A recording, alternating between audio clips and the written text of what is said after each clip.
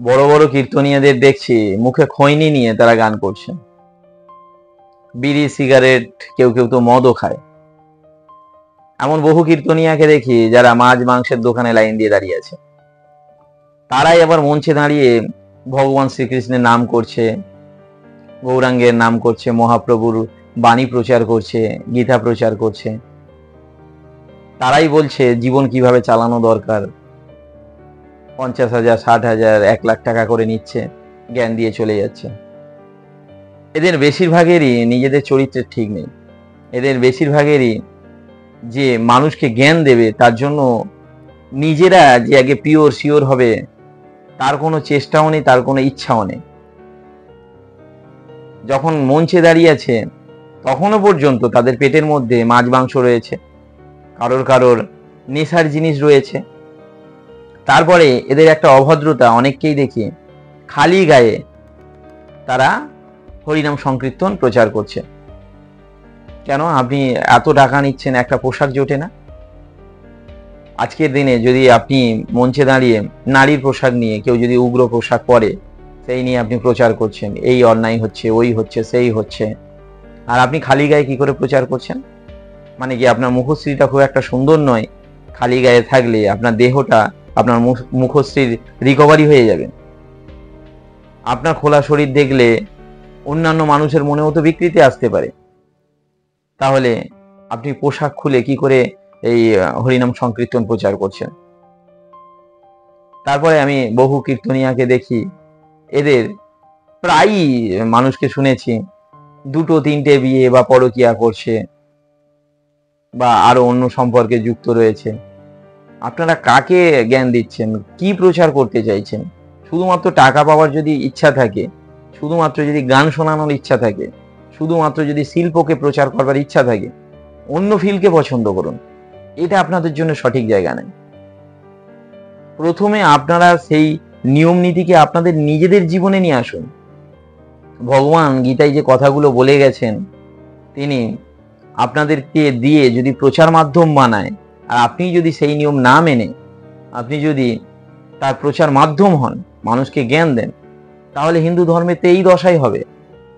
তাই কেউ কেউ বলে দিচ্ছে ভগবান শ্রীকৃষ্ণ অসুর, কেউ কেউ বলে দিচ্ছে বৈষ্ণব যারা আছে, যারা মালা তিলক করে, মালা তিলক সেবা করেন, তাদের কোনো যুক্তি নেই। তো এইরকম প্রচার মানুষ তো বেশি মানবে, কারণ আজকের দিনের নাস্তিক মানুষের সংখ্যা অনেক বেশি। আমি এই কথাগুলো বলছি, এই কথাগুলো শুনে যারা আধ্যাত্মিক ব্যক্তি তারা খুশি হবে, আর যারা নাস্তিক, যারা মাছ মাংস খায়, যারা নেশা করে, তারা আমার কথা শুনে কি করে খুশি হবে? এবার আমি যদি মঞ্চে দাঁড়িয়ে এই রকম কথা বলি যে নেশা না করলে কি আজকের দিন চলে, মঞ্চে দাঁড়িয়ে বলছি, মাছ মাংস খেয়েও ভগবানকে ডাকা যায়, এই কথা যদি বলি, তাহলে আমি বেশি মানুষের সাপোর্ট পাবো। কারণ নাস্তিক হচ্ছে 90%, 10% হচ্ছে আধ্যাত্মিক মানুষ রয়েছে। এবার নাস্তিক মানুষরা যদি কোনো একটা আধ্যাত্মিক ব্যক্তির থেকে এই ধরনের জিনিসগুলোকে সাপোর্টার হিসেবে পায়, তারা তাকেই তো বাহবা করবে। আর আপনি যদি বলেন যে মাছ মাংস খেলে প্রাণী হত্যা হচ্ছে, অসহ্য যন্ত্রণা দিয়ে তাদেরকে মারা হচ্ছে, তারা ভিতরে ভিতরে ভাববে যে ঠিকই কথা বলছে, কিন্তু প্রকাশ্যে এটা মানতে পারবে না, কারণ সে তার কর্ম ত্যাগ করতে পারবে না। আর কর্ম ত্যাগ করাতে গেলে ফার্স্ট হচ্ছে আমাদের নিজেদের কর্ম ত্যাগ করতে হবে। আমাদের নিজেদের কিছু কিছু যে নোংরামি আছে সেগুলোকে ত্যাগ করতে হবে। সেগুলোকে ত্যাগ না করে আমি যদি মঞ্চে দাঁড়িয়ে বড় বড় বক্তৃতা দিই, বড় বড় ডায়লগ দিই, এইটা করা উচিত, ওটা করা উচিত নয়, সেই মানুষটাই গিয়ে আপনাকে যখন দেখছে খাসির মাংসের দোকানে লাইনে আপনি ব্যাগ হাতে দাঁড়িয়ে আছেন, সে তো বলবে আরে বাবা অমুক কীর্তনিয়া, উনি বলে গেছেন, উনিই তো খাচ্ছেন। অর্থাৎ শব্দ এক জায়গায়, ব্যবহার এক জায়গায়। বাঁচতে গেলে সব করতে হয়, ওগুলো বলতে হয়। আপনি তার কাছে নিদর্শন। আপনি যখন একটা কুসঙ্গে থাকছেন, একটা অবৈধ সম্পর্কে থাকছেন, আর এই অবৈধ সম্পর্ক নিয়ে, কুসঙ্গ নিয়ে আপনি যখন কথা বলবেন, মানুষ মানবে? আপনি খালি গায়ে কীর্তন করছেন, আপনার লাখ লাখ টাকা ব্যাংকে জমা হচ্ছে, আপনার একটা পোশাক হয় না, আর আপনি যদি উগ্রতা নিয়ে, কোনো অভদ্র পোশাক নিয়ে কথা বলেন, মানুষ মানবে?